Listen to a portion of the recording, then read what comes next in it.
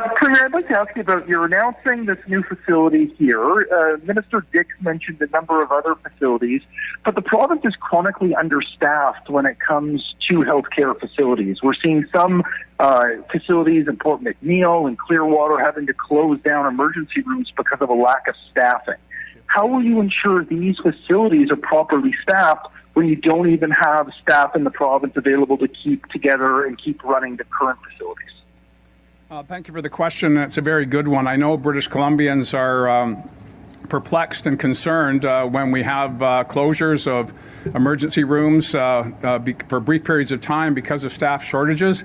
That's a direct result of appropriate responses to a global pandemic. We are seeing shortages not just in our healthcare sectors, but right across the economy.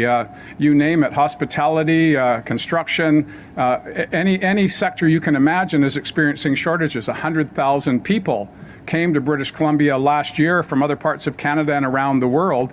And so we need to build more houses, we need to build more schools, more hospitals, and we also need to ensure that we're putting in place the training programs to meet the needs of a growing population and a dynamic economy.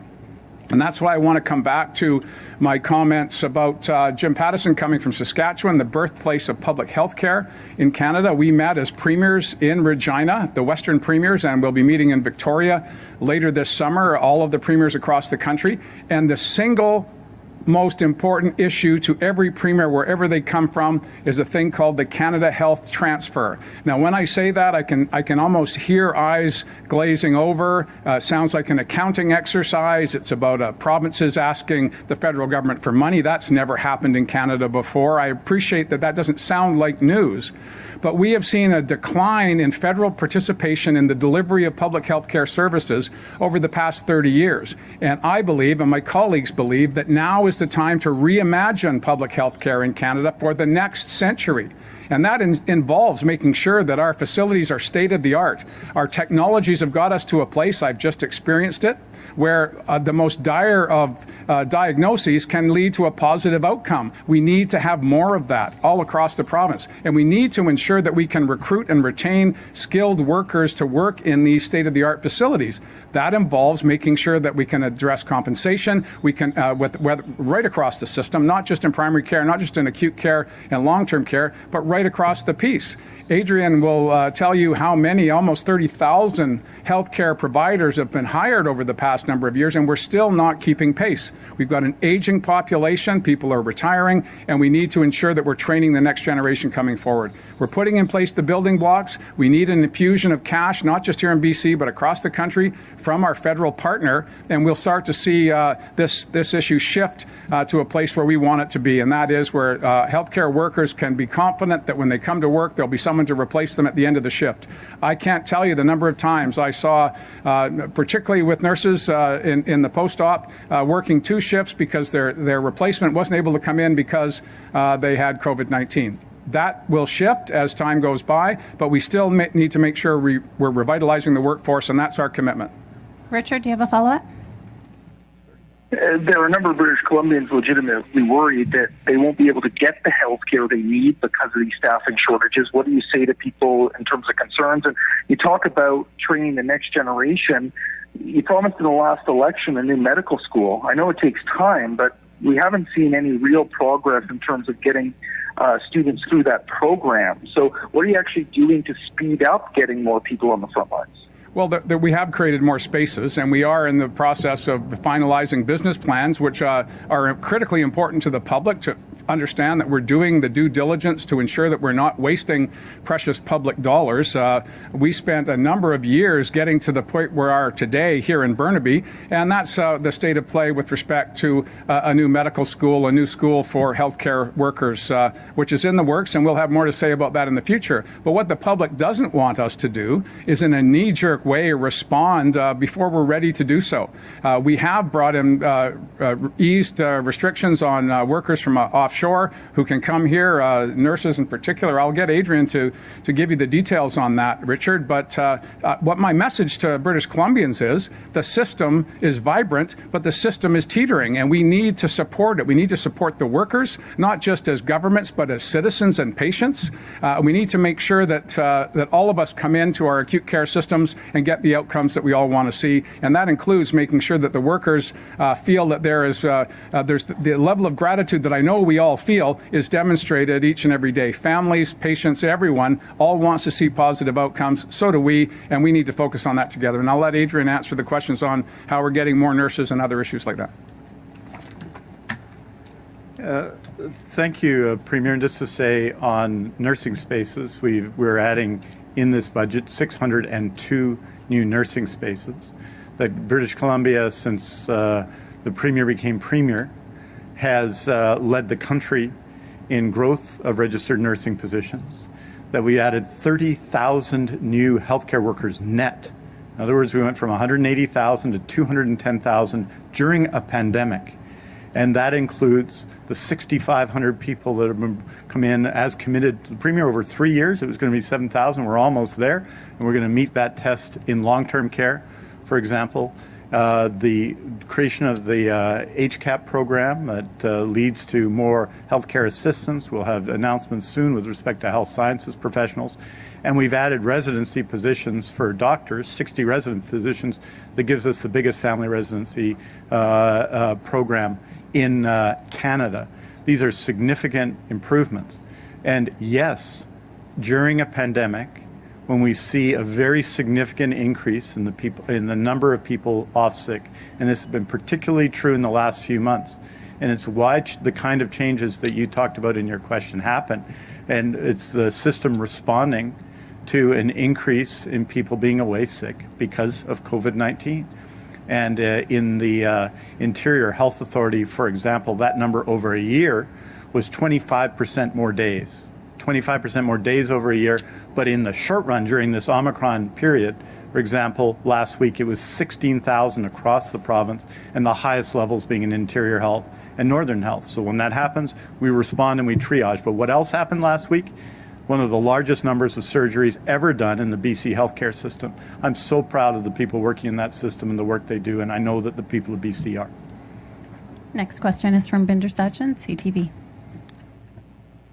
Hi there, Premier. Just wanted to follow up on what Richard was asking there.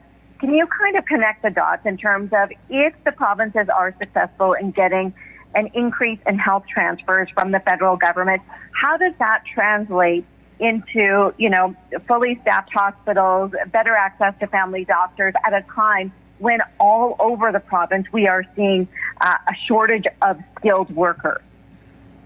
Well, first of all, secure, stable, predictable funding allows decision makers in our health authorities, allows decision makers in the Ministry of Health, and of course in the Ministry of Finance in terms of managing where do we make investments? Do we make them because the federal government decided to drop a pile of money for a one-time only project that's of interest on a given day? You can't build a system around that. You need predictability, you need funding. Any business will tell you that if the revenues are not stable, you're going to have to make different choices about how you deliver your services or meet the needs of your customers, and in the case of healthcare, your patients.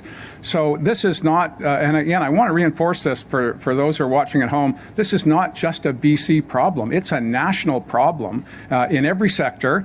We have an aging population, and we're not, our immigration plans are robust, and they too have complications built into them. We need to ensure, as 100,000 people come to British Columbia, that we're building the housing they will need, providing spaces in our schools and in our child care facilities, as well as making sure that our healthcare system can manage those that will fall ill over time or upon arrival. So there's no magic solution. I don't want anyone to be under an illusion that the Canada Health Transfer will transform over the course of a weekend our healthcare system. But we need a new vision, and I know Canadians support universal access to public health care. Now we need all governments to understand and recognize that they need to work together. And this is a good example of people working together, community through the foundation, the Fraser Health Authority, making sure that they're engaging with staff to better understand what the facility will need to look like to recruit and retain more skilled workers to deliver services. And that collaboration, I know most Canadians would say, well, surely to goodness you get up every day with the view of collaborating. And what I take away from my time through my cancer journey is that Minister Dix and I, and even I would suggest the councillors here from City of Burnaby are involved in a confrontational business. You may see that on question period later on in the day. But in the healthcare system, it's collaboration from the time you arrive until you leave. And it's inspiring. And I think British Columbians and Canadians want to see that type of collaboration that is the foundation of our healthcare network happening in all orders of government. We've seen it with the province and the city with respect to this new facility, and we need to see it with the federal government and provinces so that we can have stable funding, we can build out our post-secondary institutions to train the next generation of workers, and they will have somewhere to go. They're certainly going to have patience. Binder, do you have a follow-up? Yes, and Premier, we've heard this call from you, I think, almost in every press conference in the last little while, for sure. How confident are you that the Prime Minister is willing to have this discussion and put up the funding that you're asking for as the head of the Council of the Federation? Do you think you will be able to deliver some sort of change to the way that those health transfers are provided? Well, I'm always optimistic, Binder, but I will say that the past month or so have been challenging. Obviously, the aggressive war of violence in Ukraine perpetuated by the dictator in Russia has had a profound impact on Canada and the world, and the federal government has been focused on that, and I don't fault that for 1 second. I have engaged with the health minister and the Minister of Intergovernmental Relations, myself, the Premier of Saskatchewan and the Premier of Newfoundland have been in bilateral or multilateral discussions at that level, but we need the finance minister at the table. The Prime Minister and I, every time I see him, I talk about this. He was here in Vancouver, in British Columbia, to acknowledge the 215 grave sites on Secwepemc, Tk'emlúps and Secwepemc territory. I had a chance to talk to him about it then. He was here a few weeks before that. I talked to him again. Every time I see him, I talk to him. I know that he understands the importance of this, but I don't know if they understand, he and his team understand how important it is to get started. The more we wait, the more difficult the challenge becomes. The sooner we can make decisions based on stable funding, the sooner we can start building out all of the issues that have been canvassed in the first three questions here today and beyond. Next question is from Katie DeRosa, Vancouver Sun. Hi, Premier. When announcing, the money for the museum, the government has consistently said it's not an either or. We can spend on hospitals and we can also have a new museum. But your government has not announced new funding for the new medical school at Simon Fraser University, which was promised in the election campaign. So where is the funding for that? And could that not produce the new doctors that we need to staff these hospitals? I think I said in an earlier question, you may want to go back and review the tape, but I did say that we've been working on this particular issue for the past 5 years, and there was a stack of press releases as a foundation to build on when we arrived. The commitment to new training spaces for healthcare workers was made just a few years ago. The first call for action on the museum was in 2006. Again in 2011, you've seen the business plan. I just reject the notion that we should say not this but something else. We're doing all of those things. We're seismically upgrading schools that had been languishing for a period of time. We're building upgrades to this hospital and new hospitals around the province, new schools, new bridges, new public transit, and 1% of the most ambitious capital budget in BC history is dedicated to protecting and preserving our collective heritage. I'm comfortable with that, and I think British Columbians will be as we talk this through, but we do not pay healthcare workers from our capital budgets. We use that as a homeowners would to replace the roof when there's a hole in it, or maybe update the kitchen, add a new bedroom. Those are capital investments. You borrow the money for that and you pay it off over time. Operating dollars is what we need from Ottawa so that we can make definite decisions on how many staff we bring in, how many staff we train, and how we deploy them. So they're two completely different things, and I just reject the notion that we should suspend protecting our collective heritage. The first thing that the first government of British Columbia did was not to establish, back in 1886, was not to establish a Ministry of Transportation, not to establish a Ministry of Health. They established the BC Museum because even in the 1880s, people had the good sense to understand that we need to protect and preserve those things that are important to us today and into the future so that we can ensure that generations to come understand the successes and the failures we've had in British Columbia over the past 150 years. I'm unapologetic about that, and I regret that that you feel differently. Katie, do you have a follow-up? Yes, this is for Minister Dix. The UBC study has said that BC has the highest in Canada excess deaths during the pandemic. Can you speak to this? Does this mean that our success in managing unforeseen or perhaps connected deaths to COVID-19, that BC is doing worse than other provinces, or how do you read these numbers? I think if you look at the numbers, they're pretty clear that we have the lowest mortality rate due to COVID-19 of any equivalent jurisdiction in North America. We have had, as people will know, also significant changes in our other public health emergency, the overdose public health emergency that's especially affected young people. You can make an argument that by extension COVID-19 had an effect on that, and undoubtedly it did. But I think overall, the response in British Columbia at every level has been the best in Canada. And that doesn't mean other jurisdictions haven't done very well as well. I think collectively in Canada, the provincial governments and the federal governments, municipal governments came together to bring changes and working with the people of this province that had a profound effect in having us get through the pandemic. So there are always going to be discussions about the impact of on public health of different emergencies we're facing. But in BC, the facts are just the facts, and the mortality rate from COVID-19 was the lowest here of any jurisdiction of its size in North America. There are about 29 jurisdictions in North America over 5 million. We had the lowest mortality rates, and we still do today. But there are other issues, of course, facing people in British Columbia, and you sometimes see that reflected in these numbers. But that doesn't mean that the COVID-19 response wasn't excellent here, because quite clearly it was. Next question is from Lisa Eusda, City News.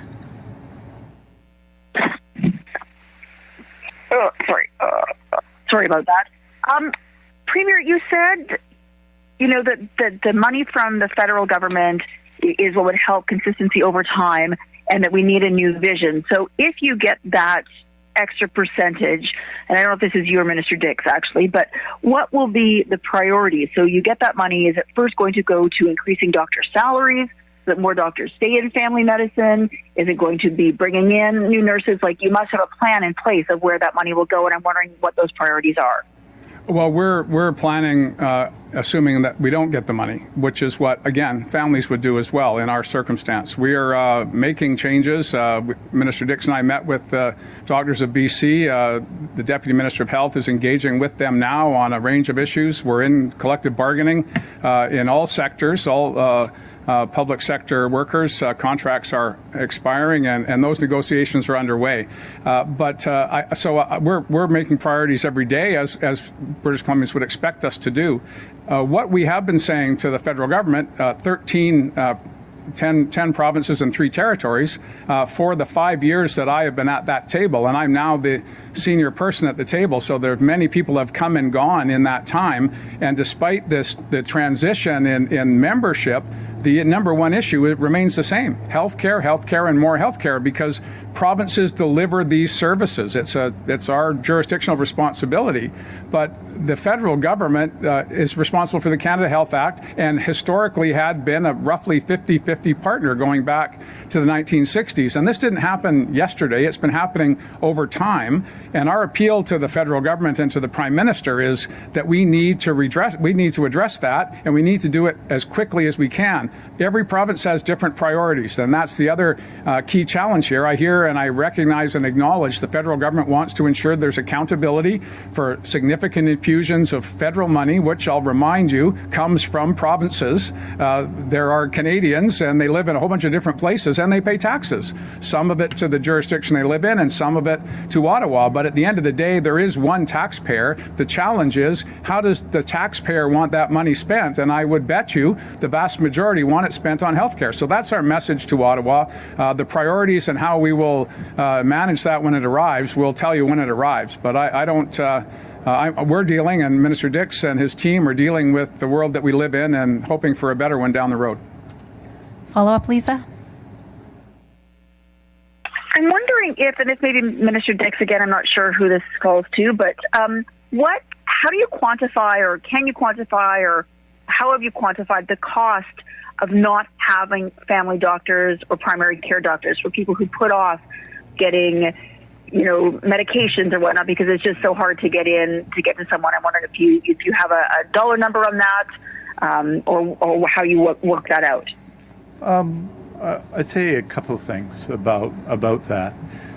In April of 2020, March and April of 2020, we were faced with a fundamental decision. The COVID-19 pandemic had been declared in BC and had been declared worldwide, as had the public health emergency that is COVID-19 that's still in place. And so we made changes over basically 48 hours, working with the doctors in BC. That were some of the most fundamental changes ever made to primary care in BC. We had to. It was an emergency. People couldn't go in to their doctor's offices or other primary care places where they get primary care. They couldn't go in. And so we went from just under 18 million in-person visits in 1 year to 5 million in-person visits in 1 year. It's why UPCCs were so important in that time, because they allowed for in-person visits, and in fact have allowed for an additional 1.3 million in-person visits.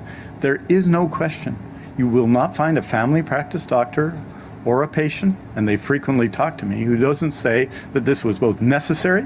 We actually went from 18 million visits to 19.5 million visits in 2 years in a pandemic, but that the quality of care one gets either by a phone visit or a virtual visit is different than an in-person visit. And that's why it's a challenge when you frequently hear people unable to get an in-person visit. It's frequently people who are attached to a family practice doctor in those circumstances. And I want to say I'm very proud of how our family physicians, our nurse practitioners, our nurses in community, and others responded to this. So how do we deal with it? Well, we deal with it by dealing with both the retention issues, the current business model issues of family practice, and recruiting younger doctors who are reluctant and have been reluctant in recent years to go into longitudinal family practice. How do we deal with it? We deal with it by building out team-based care in this primary care network in Burnaby, 32 full-time additional staff to support the existing clinics to provide better care. And everyone knows the work that family practice doctors have done in Burnaby, particularly around COVID testing and vaccination that was in place for a long time at Central Park.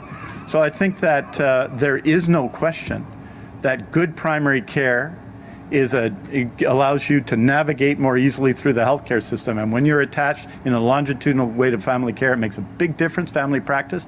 It's why we've given it such priority, and it's got such priority now. So the short answer is it's extremely important, and that's why we're taking action. We are going to take some questions on site here. If you could please identify yourself and your outlet, that would be great. Susie De Silva, CBC. Just going back to the closures, sorry, I think you might not be able to hear me.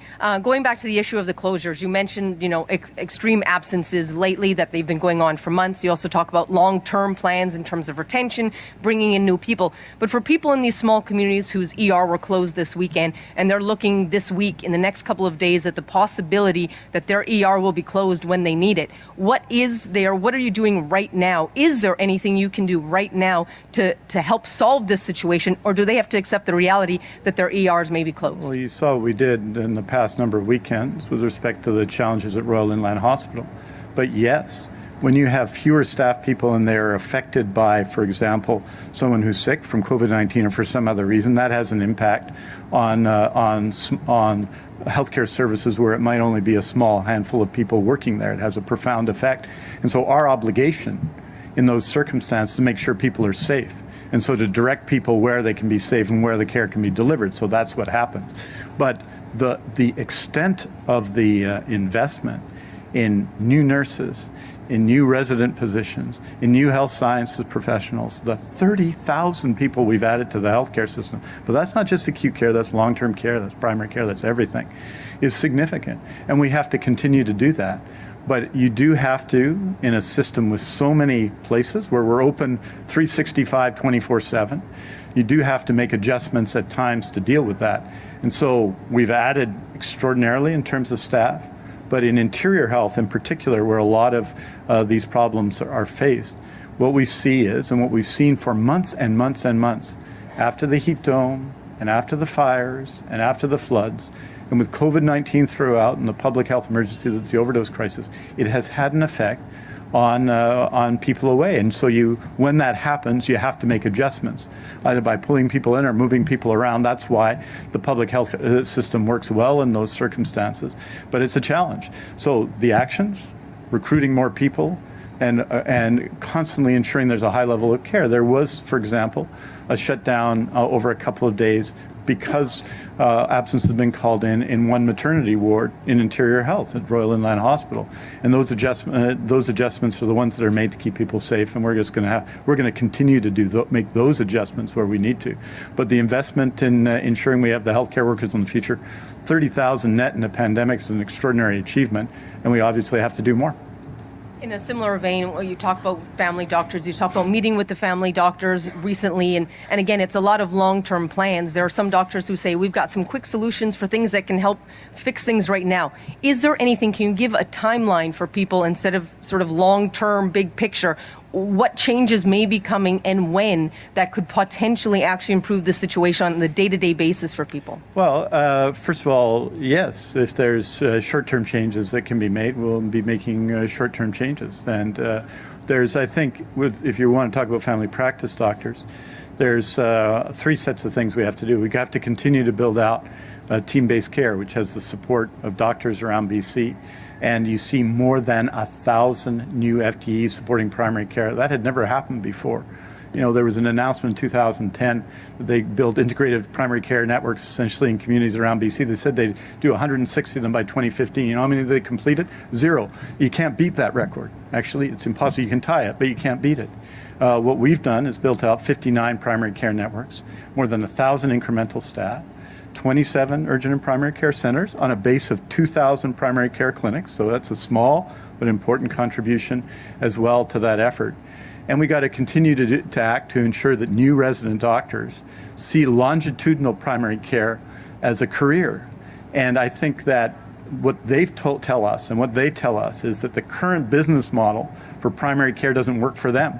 So we have to make adjustments to that because we need to replace the doctors who are retiring. We have in BC about 400 family practice doctors. Not all of them practicing in that sense. Some of them are doing different things in the system, but 400 over 70. So we have the largest family practice residency program in the country, but we have to make sure that they're not just becoming hospitalists or other things, but that they're going into longitudinal family practice, and that will involve some changes. So yeah, we're looking at the immediate and we're looking at the long term. Last question today is from Singtao. Hello. Yes, for the last year, summer, more than 500 patients have been died from the higher temperatures. How about this year? Because the last year the hospital was very busy and the patient have been called the ambulance and called the 911, but it's not working. How about this year? Thank you. Well, certainly there's a number of issues there that you've touched upon, and we've been working on all of them. I believe, and I'm sure British Columbians expect, that we will meet these challenges as they emerge. Some are predictable, some are not. The heat dome, for example, last summer was something that none of us had ever experienced, anything remotely like that. The atmospheric river that watched our infrastructure disappear over the course of a few rainy days. Now, we've all seen rain. We live in British Columbia, but nothing like that. So governments and communities and people respond to crises and circumstances as best they can. The good news is that we are now building out a system that used to prepare for a once-in-a-100-year event. Now we're seeing that those once-in-a-100-year events are happening more frequently. And that means we have to be better prepared with our infrastructure. That's why new and modern facilities here in the Lower Mainland, but also in Dawson Creek, Fort St. James, Terrace, out the Fraser Valley, all of these initiatives are designed to make sure that there's capacity. But in order to fill that, we need to encourage people to get into public health care. And the challenge there is, there's a whole bunch of other things going on. We have fewer people than we have jobs available, not just in healthcare, but in every single sector. That means our immigration policies have to be transformed, another issue that the Prime Minister and I have been engaged on. But first and foremost, we need to ensure that we can build out a system that's predictable, and you do that by having stable funding.